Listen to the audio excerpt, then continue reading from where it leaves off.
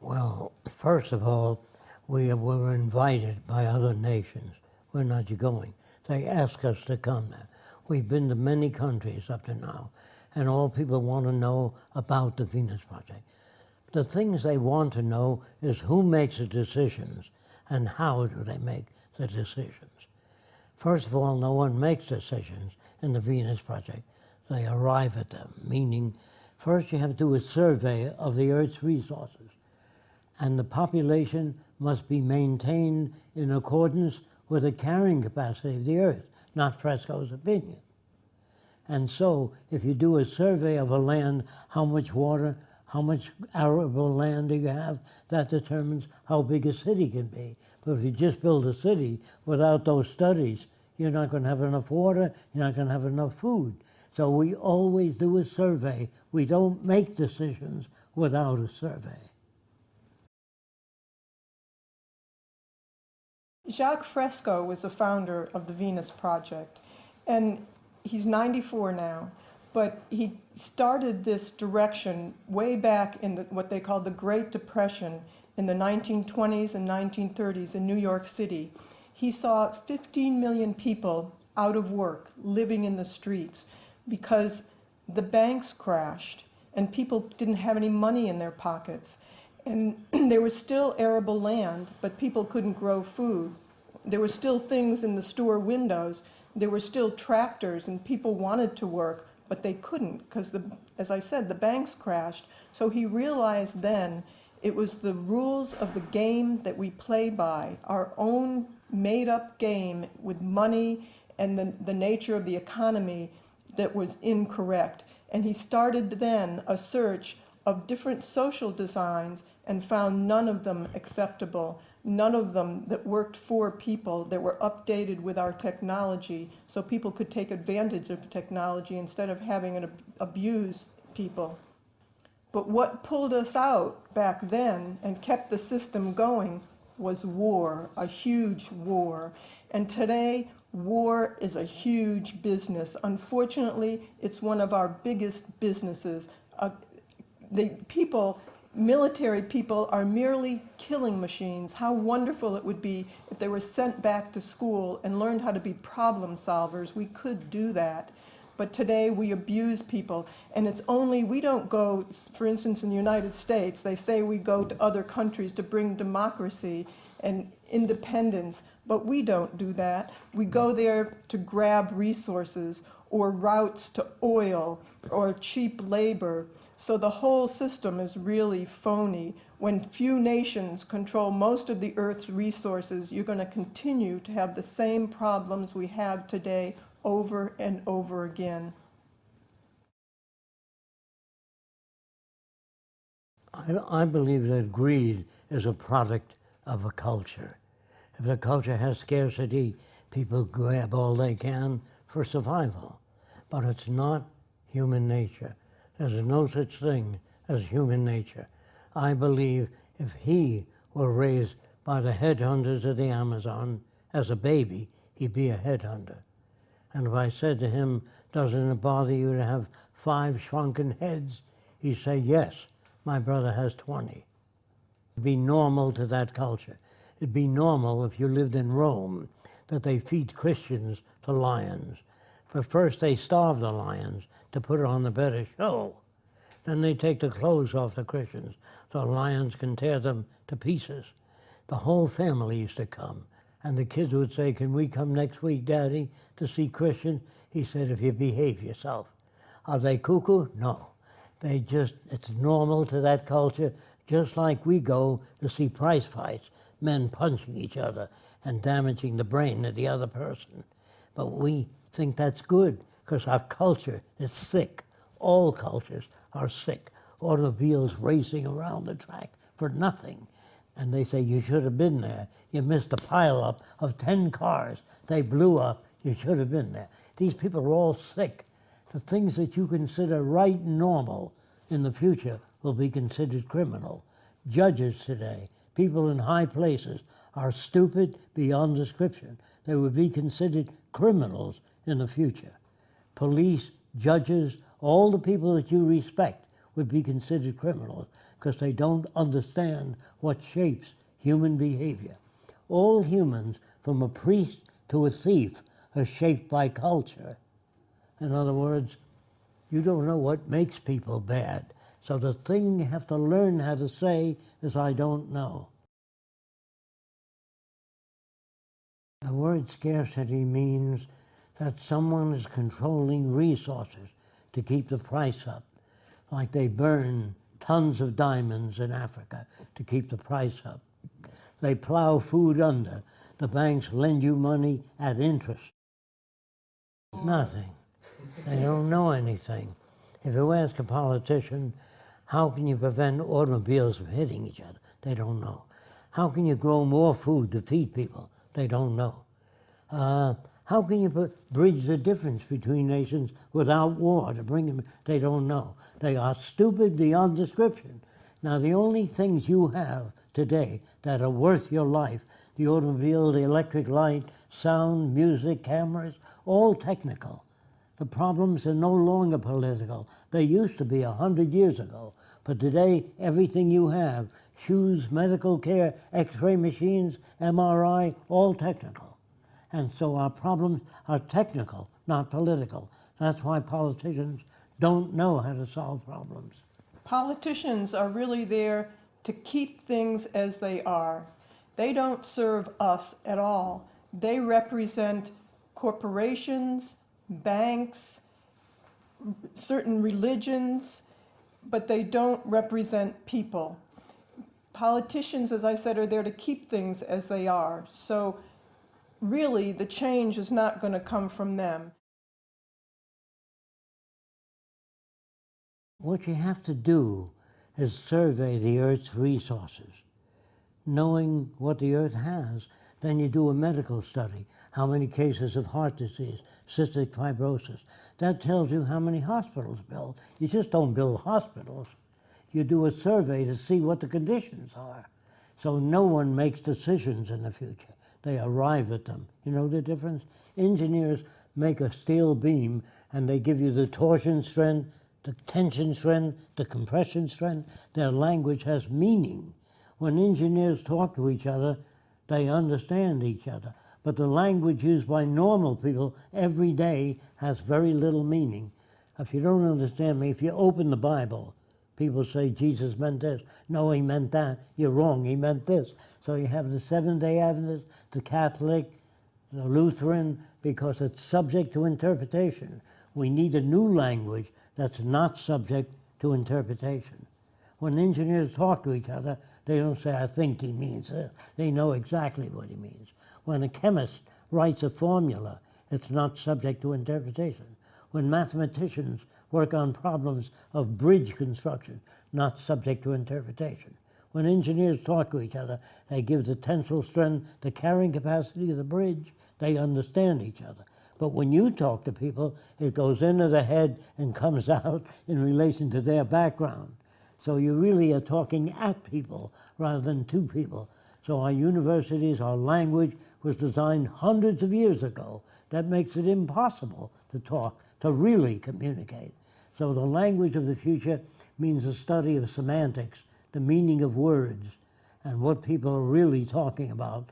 So when politicians talk, they say, America, blah, blah, blah. God, blah, blah, blah. But they say nothing, if you listen carefully. They say nothing.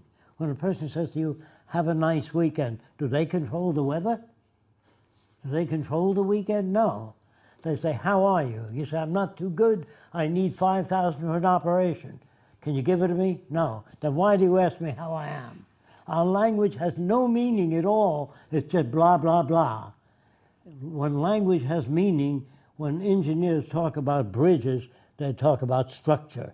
When they talk about growing food, they talk about arable land, meaning land that's fertile. When they talk about this water losses, engineers write books. It's called An Engineer's Dream. We read of floods all over the world. All they have to do is harness that water, store it where we louse up the land. You know what strip mining is? We dig big holes and the land is ugly. We can store water there rather than floods. We can build canals take all the flood water and store it. We don't do that. You read of floods all over the world. Why don't you harness that water? All the rooftops of buildings could be used to collect water. We don't have that kind of people. Architects are ego-centered. They design buildings that they're proud of. You must design buildings to serve the needs of humanity, not as an architectural prize winner. Do you understand? Okay. Certain time in evolution, systems all over the world, the monetary system is falling apart.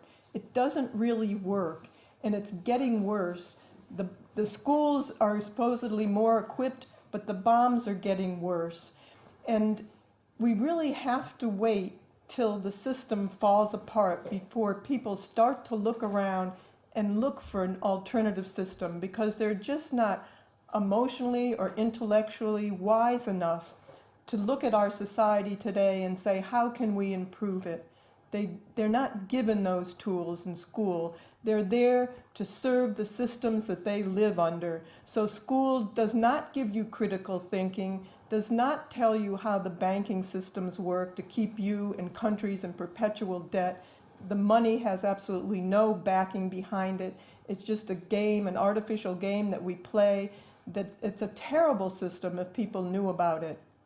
So they don't know about it. So we have to wait to what we call the march of events, when the system starts to crash. But in the meantime, we want to spread the word of a different system using science and technology for the benefit of people, and organize society very differently. And if people don't know about it, they won't know what to advocate. So we're on this world lecture tour to tell people that there is a different way of running society. And this is what we're doing. We're going to over 28 different countries and giving over 35 different lectures. And so far, they're very well received. They're almost all sold out. So people are hungry for another direction. They know this is not working. I want to tell you something about people. There's no such thing as good or bad people. Depends on where they're raised, where they're coming from. Do you understand what I'm saying? If you were brought up in Nazi Germany as a baby, all you see is Heil Hitler, that's where you'll be. If you're brought up in France, Vive la France. So people are not good or bad, they're brought up in different cultures. We're going to bring up all people to understand how the earth works, how we depend on nature. If we cut down the forest, we die. If we poison the air, people get lung cancer. If you sell cigarettes, people get sick, and they get heart conditions and cancer. So why does the government permit cigarettes if they love people? Because they get taxes on it. They get taxes on whiskey. They tell you that more people are killed by drunken drivers than many wars. So why don't they stop liquor? They don't know how, and they get money for every bottle of liquor sold. So the government doesn't care about people. Proof. They outsource production. If they cared about you, they would not lay you off. But if they don't lay you off, they will lose the competitive edge. So all nations fight for themselves. They don't give a damn about anyone else. They fight for the bottom line, money. And so as long as money is dominant, you will have problems. Girls sometimes marry a guy because he's rich. Sometimes a guy marries a girl because she's rich. That's not good. Without money, you can't sell drugs. You can't have gambling. You can't have horse races. You can't have any of the crap you have today. So it's money we have to get rid of and move toward a resource-based economy. That means like the family. When your father sends you to college, he says, you owe me $40,000. He doesn't say that. He does it because he loves you. And love would be the universal force of tomorrow. The fact that we care about everybody, you understand? Not a selected few. So I'm saying to you that the millionaire today may know where to invest, but they have nada de cabeza, nothing in their heads. They don't understand people. They don't understand the forces of nature. Even psychologists and psychiatrists try to adjust you to this system. They have to be stupid to do that. So all cultures train their people to support the culture.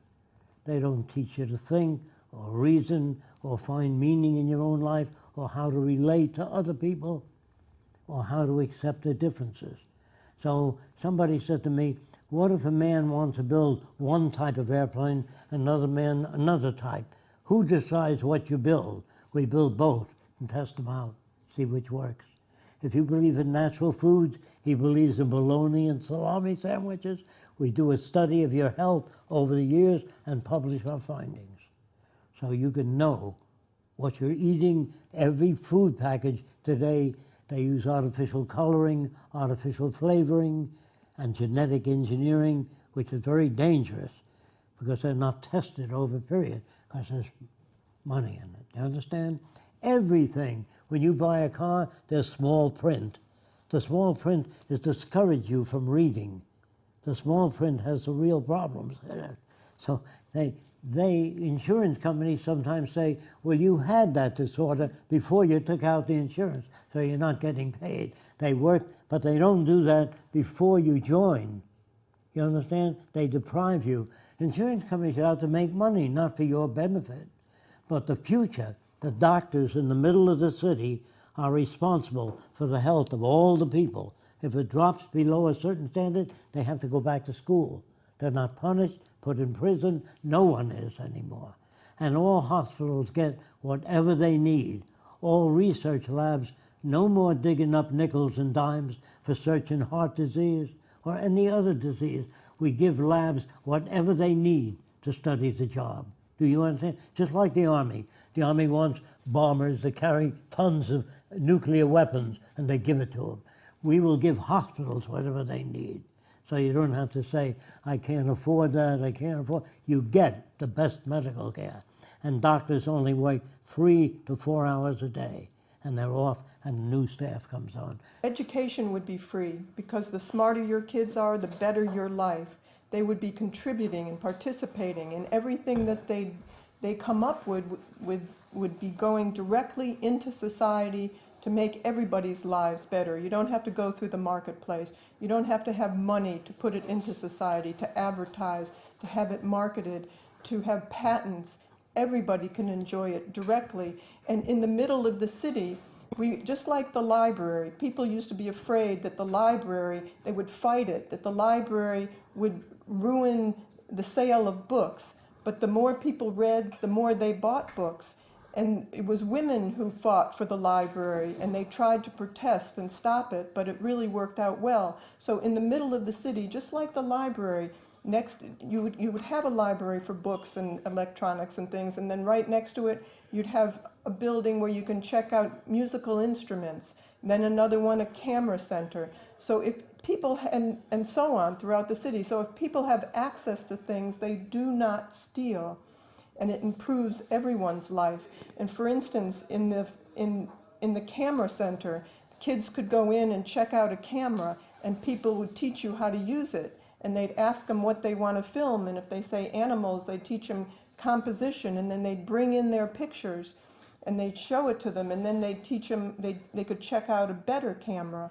So everybody has access to whatever they need, and that's the end of stealing. Today, computers can handle 1,000 trillion bits of information per second. No group of humans can do that. Computers can tell you with laser beams, run at the moon and back and get exact distances. No human can do that.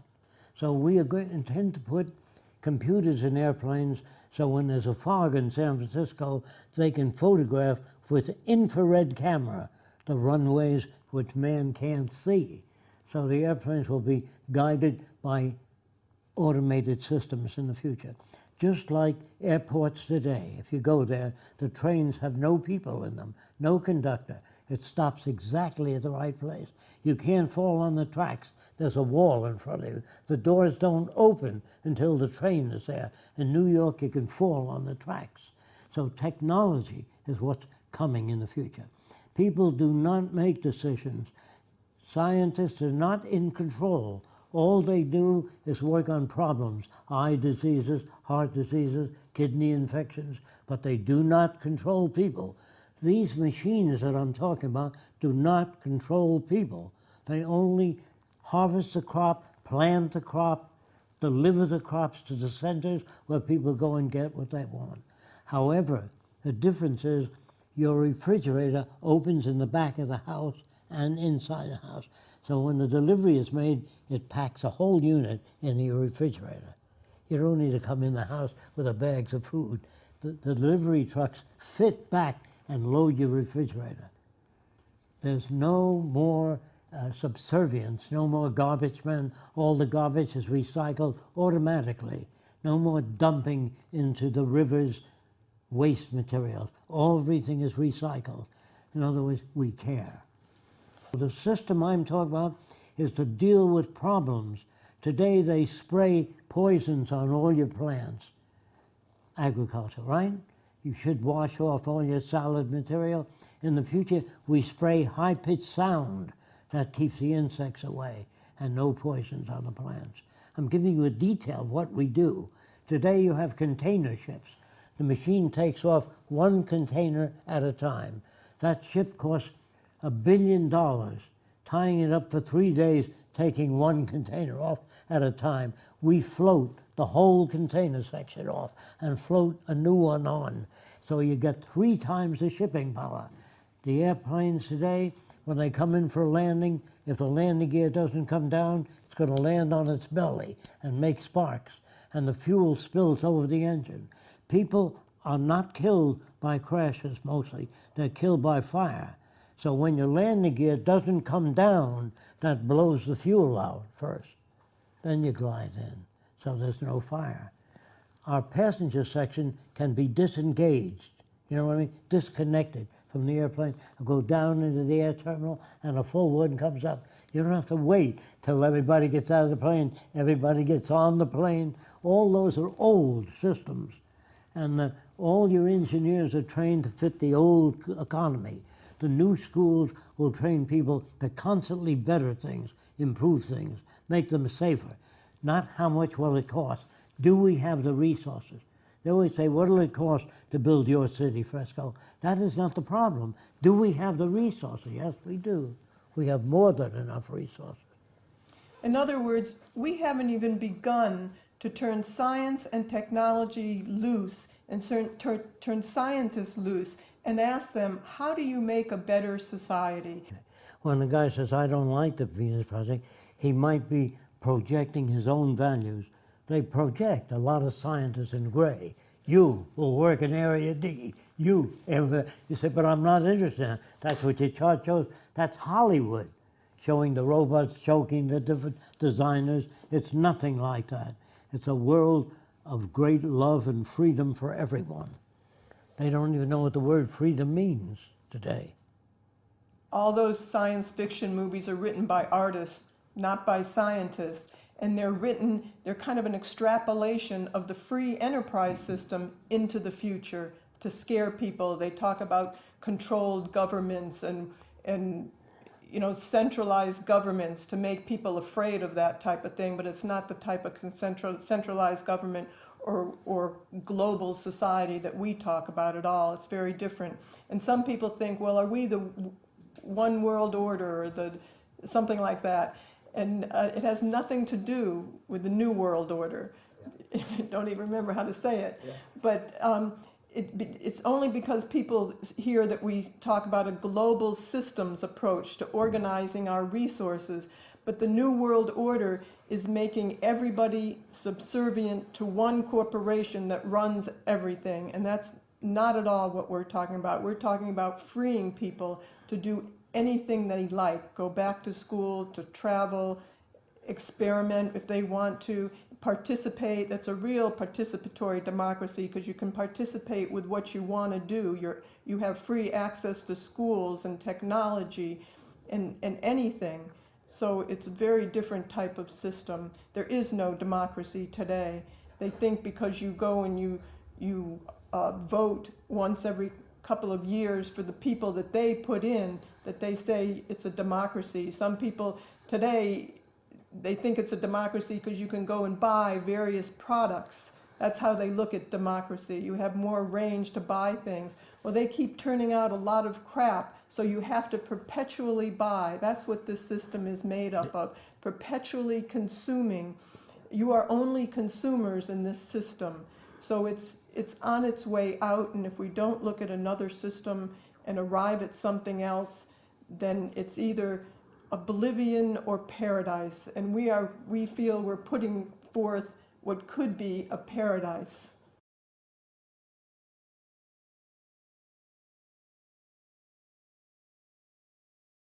No, they don't know how, unless they write the Venus Project and say, we'd like to make your picture, tell us more about it. They don't know how to do that. They make movies that sell. When I was a kid, they had cowboy pictures, and everybody had 2 guns, and they never talked. They always solved their problem by shooting people. And so all us kids wanted to be cowboys. But we never learned anything in the movies. Same story over and over again.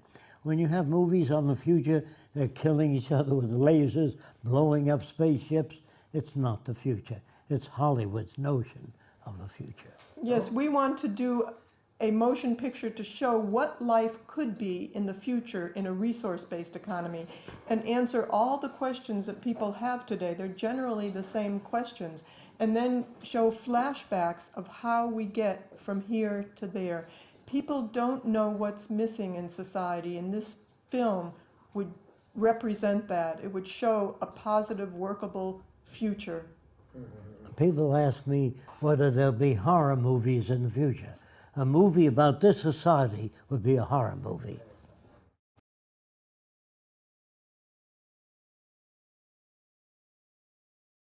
We did a study of that. Say, what if everybody wants to live in Florida? Everybody doesn't want to live in. Some people like change of season. Some people like the mountains. There's no mountains in Florida. We find that that's not true. People like to live in places from Hawaii to Alaska because they like winter sports, skiing. People like different things. They all don't want to live in Florida.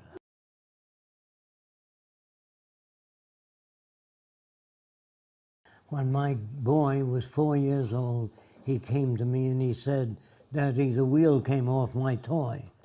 And I said, "So it did," and I threw it away. And I'm reading, and I'm watching him. He started crying. He said, "You threw it away." I said, "I get your baby toys where the wheels don't come off." He said, "Well, maybe I can fix it." And I reached for it and gave it to him, and he's working on it, gets it together.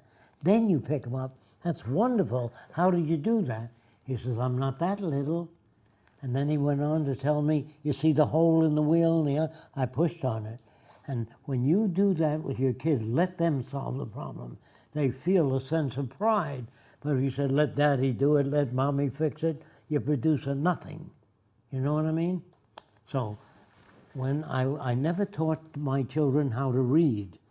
So I used to read to them at night about dinosaurs, things kids are interested in. Then, when it comes to the most interesting part of the book, and I close the book. The kid says, "What happened?" I said, "Look, if you learn to read, you can find out." So give them a reason to want to learn to read. Don't teach them to read. Give them a reason to want to learn mathematics, anything, but never teach them to read. Also, today, children do go to school, and they're just taught to be a cog on a wheel. They're taught enough to go out and get a profession. If they're taught how to think critically, I think they'd question everything in the society, and they wouldn't stand for what they had today. They would understand that there'd be much better approaches to the way things are run. The electric companies will hate you if you do that today. Do you understand that? Yeah. In the profit system, it hurts people, anything you do. Now, the wastewater from your sink, when you use the sink, it goes into the water closet, and you flush the John with it. Instead of, we waste 40% of our drinking water flushing the toilet. Did you know that? That's a lot of good water. So we as technicians know that, and we can design a system that's self-circulating for the benefit of everyone. There are no lights in the future. The ceiling glows all over. And when you have books, say books on medicine, the books are updated automatically. There's laser beams that cross and print inside your book unless you press hold. if you want to keep the book the way it is. In front of your television set, there's a window screen you pull down. The news of the day is printed on that by the television set. You pull it off and read it, hang it back on. It's erased by infrared, and it's used over and over again. Instead of walking with signs, don't cut down the forest. You don't need to with a memory screen. You understand what I mean? We have solutions to most problems, and they're all very economical. They raise the standard of living for everybody. The only negative thing about it is you don't own anything. There's hundreds of bicycles for your use, more than people check out. Then there's sailboats, lots of them for your use. You don't have to fill out any forms or get along with Fresco, nothing like that. You get in the boat, go out with your family, but you don't own anything anymore. The earth is there for your use. Do you understand that?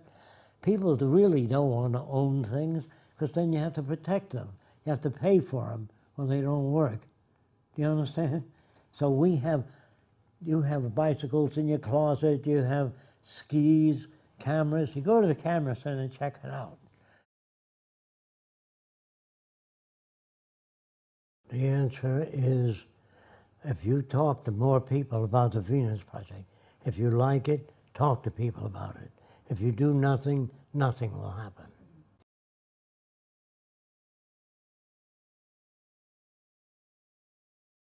I would say first learn as much as you can about this direction, because it's totally different than anything that's gone before. It's not communism, socialism, free enterprise system, or fascism.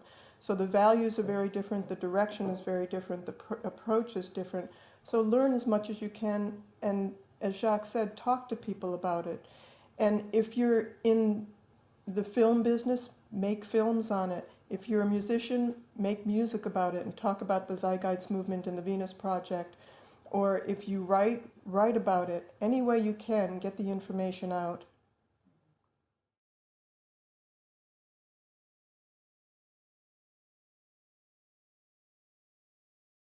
After the Venus Project is established, we hope to use automation.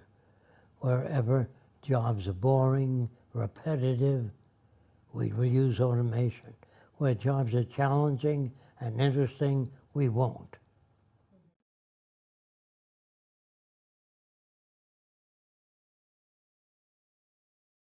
Yes, we produce books and videos and have a lot of information on our website, free ebooks, and then we, as I mentioned, we sell books and videos on the website itself.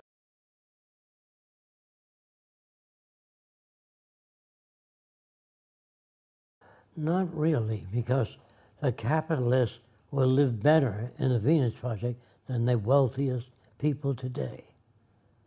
I could elaborate if you want me to. Lives, or the middle class American, the middle class Spaniard, lives better today than kings of 100 years ago. They have television in their car, air conditioning. No king ever had that. And so with high-tech civilization, which we don't have yet, in a high-tech civilization, everyone will live far, far better than the wealthiest people today.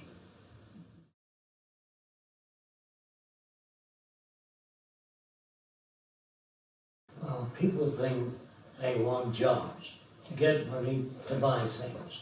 But our capacity today to produce is so fast and so great, we can provide for all human needs without money. Now, the question normal people ask is what will motivate people if you take away money? Martin Luther King marched in the South without money. They didn't give him money to do that. Gandhi worked without money, and he changed India. So I would say all the real people work because they believe in what they're doing. Okay. Money is really a terrible way of rationing resources. We don't need it. With our technology today, we could produce abundance all over the world for everyone. And this is what the Venus Project advocates.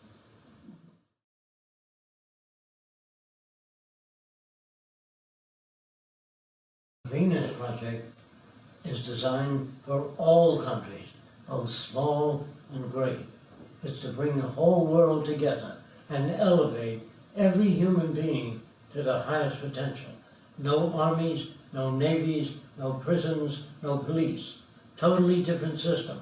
It gives people whatever they need, so there's no need to steal, or without money, you can't pay off senators.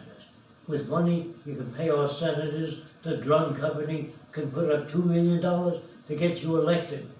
And when you're elected, you have to take care of the company that put up the money. So if you do away with money, you can't sell drugs. You can't have prostitution, no gambling. Nobody can pay anybody off. So the Bible says the money, the love of money, is the root of all evil.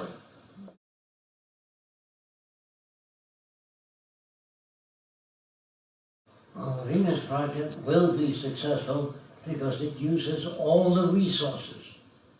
See, you use money to buy things you want. If you haven't got any money, you can't buy them. So the word democracy has no meaning.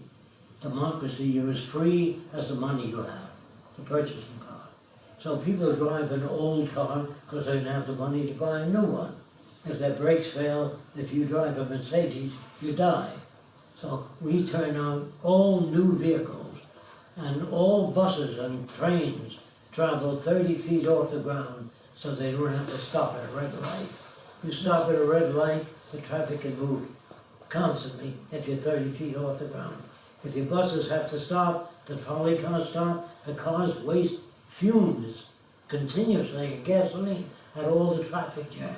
There are no traffic jams in the Venus Project. This system that we have today is an established system, meaning a few people are making out very well and try to freeze it as it is. But using money creates scarcity all over the world. We have always had scarcity with all the different social systems we've ever had. The Venus Project advocates using the methods of science, not scientists, but the methods of science applied to the way we live. So in this way, we also make all goods and services available free without money, barter, credit, or servitude or taxation of any kind. It's a very different system. And we use science, the methods of science, to create abundance as quickly as possible. That's never been done with any system in the past. Except for military purposes. They give people machine guns, submarines, airplanes. It costs billions of dollars. Why don't you do that in peace? Send kids to college, art centers, music centers, cultural centers. That's what we need. The bringing together of all the nations, take away all the artificial boundaries that separate people. Because I believe all people need the same thing: clean air, clean water, arable land, and a relevant education.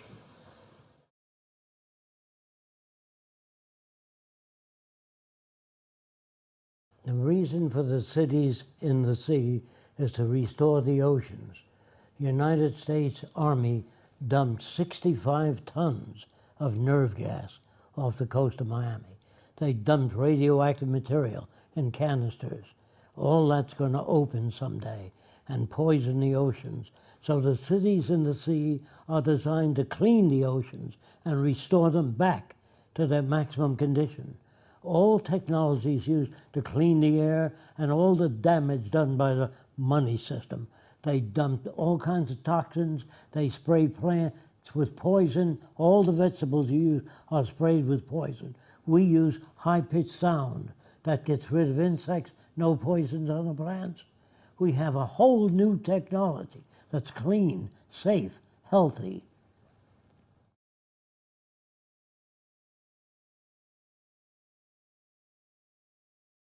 Well, today people are afraid of technology, and it's true, it does enslave people. But it's people that make the bombs, it's people that pollute, it's people that are the problems. And today we use our technology against people. We make the bombs. When there's a new technology that comes into the workplace that does things quicker, more efficiently, we lay people off so they lose their homes, they lose their jobs, and a lot of times lose their families because of that. So it's not technology that's the problem. It's the misuse and abuse of technology that we need to be fearful of. But in a resource-based economy, when the bottom line is not profit, but the betterment of people and the environment, we would use our technology when it comes into the workplace. We would say, okay, you have 3 months off with a higher earning capacity. There's more goods and services available. So it's a very different way of using technology. It alleviates the burdens of people, the repetitive, boring jobs. And people are afraid of technology. They say they are, but we say, well, okay, we're going to come with a truck tomorrow. We're going to pick up your dishwasher. We're going to pick up your phone. We're going to pick up your TV and your cameras. And then they say, no, no, no, don't take that. So it's not technology that's the problem. It's the way we use it.